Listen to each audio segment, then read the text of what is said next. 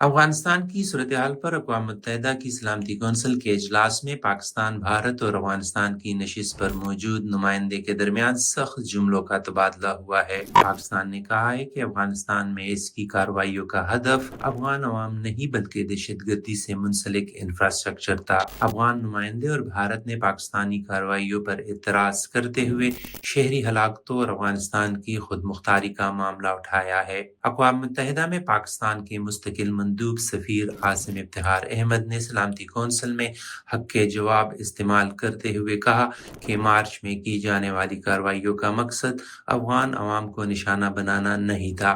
ان کے مطابق پاکستان نے صرف دہشت گردوں اور ان کی معاونت کے لیے استعمال ہونے والے عسکری مراکز کو نشانہ بنایا۔ Pakistan's actions, including those conducted in March, were directed solely against the terrorist and military support infrastructure that is operating from Afghanistan. Pakistani مندوب نے کہا کہ اہداف میں ڈرون ذخیرہ کرنے کے مراکز، تکنیکی تنصیبات اور اسلحہ رکھنے کے مقامات شامل تھے۔ انہوں نے دعویٰ کیا کہ کارروائیاں انتہائی احتیاط اور پیشہ ورانہ انداز میں کی گئی اور کسی ہسپتال، منشیات بحالی مرکز یا شہری عمارت کو جان بوجھ کر نشانہ نہیں بنایا گیا۔ طالبان کا موقف مختلف ہے۔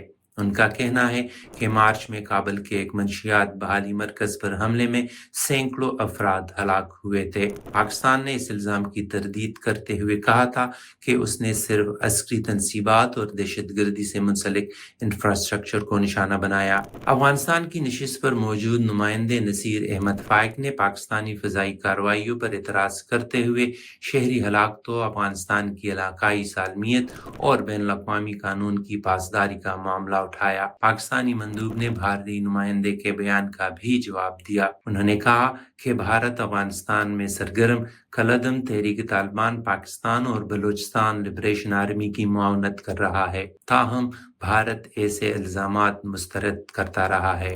These targets included drone storage and technical support infrastructure and ammunition storage sites, which were being used by the Afghan Taliban regime to carry out attacks against innocent Pakistani civilians. Bharat نے اپنے بیان میں پاکستانی کارروائیوں پر تنقید کرتے ہوئے افغانستان کی خود مختاری اور علاقائی سالمیت کا معاملہ اٹھایا۔ بھارت کا کہنا ہے کہ وہ افغانستان میں ترقیاتی اور انسانی امداد کی سرگرمیوں کے ذریعے افغان عوام کی مدد کر رہا ہے۔ پاکستانی مندوب نے اس موقف کو مسترد کرتے ہوئے کہا کہ بھارت کو بین الاقوامی قانون اور انسانی حقوق پر بات کرنے سے پہلے اپنے ریکارڈ کا جائزہ لینا چاہیے۔ انہوں نے مقبوضہ جموں کشمیر، بھارت میں اقلیتوں کی صورتحال، سنتاس معاہدے اور شمالی امریکہ میں بھارت سے منسلک مبینہ کارروائیوں کا ذکر کیا، تاہم بھارت ان الزامات کو بھی مسترد کرتا رہا ہے۔ سلامتی کونسل کے اجلاس میں افغانستان کی داخلی صورتحال پر بھی تشویش کا اظہار کیا گیا۔ اقوام متحدہ نے افغان طالبان حکومت سے